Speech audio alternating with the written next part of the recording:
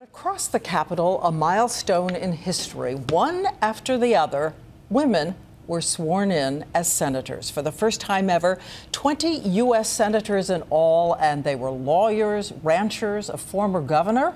They're also mothers, a total of 40 children and stepchildren, as Senator Kirsten Gillibrand reminded us at her swearing in.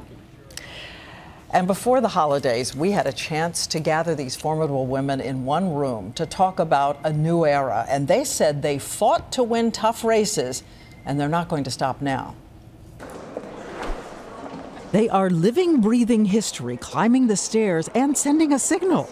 They are 20 senators, Republican and Democrat, who say they have had it with gridlock and the way Congress works. If they can delay a problem, pick an argument, and wait till next year, they'll do it. We don't believe in the culture of delay. The Dean of Senate Women, Senator Barbara Mikulski. For a record 26 years, she has brought the women together for private dinners, cheering them on with her slogan: Square our shoulders, put your lipstick on, and fight the revolution. I don't want people who watch this show to think we're some kind of a sorority, because we're not. We all march to the sound of different drummers to some extent. But Senator Diane Feinstein says women can be independent lawmakers and still work together. You know, we're less on testosterone. We don't have that need to always be confrontational. And I think we're problem solvers, and I think that's what this country needs. Someone once said that women candidates speak softly and carry a big statistic. And I do not agree with the speak softly part. When I saw President Obama a few weeks ago, I told him about our quarterly dinners. And I said, Mr. President, if you want to see bipartisanship in Washington, invite the women senators to help you get it done. And he loved the idea, and he plans to invite us to the White House. So they say they're ready to tackle big issues like jobs, transportation, immigration, but it's their male counterparts who keep reopening Roe versus Wade and contraception. I think most of us would agree that the government doesn't have a place in that. It's really individual families who should make those decisions. I'm pro-choice, so I don't disagree with what my friend Jean just said, but I think those issues should be settled and should not be the main focus of debate. Well, but Senator Collins, I don't think they are entirely settled. I mean, that's the problem, is that there were amendments introduced to say that women wouldn't have access to health insurance coverage for birth control.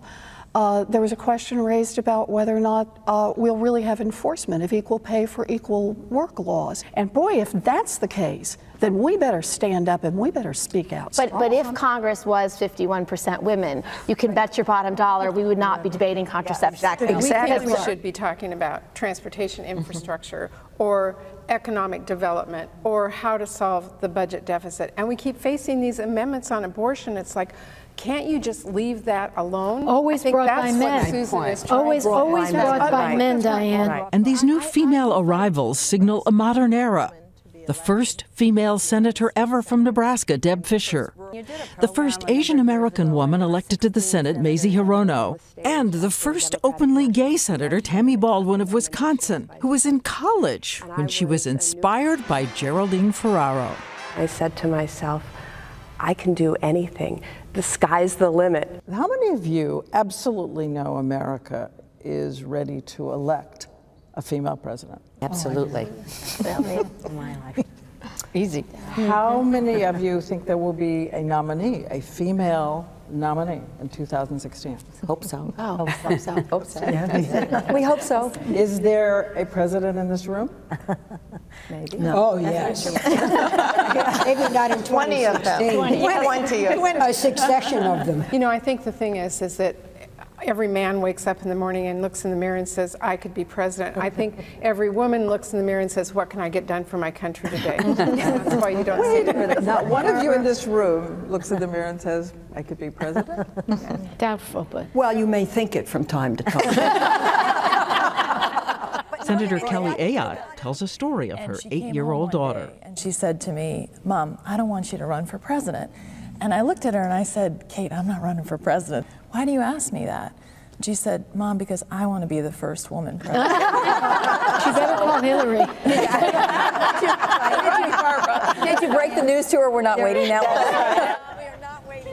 And again, our interview was taped before Secretary Clinton was hospitalized and released. And by the way, we asked these senators to pass on the best advice they ever got for all children, all boys and girls, and we're going to bring that to you tomorrow night.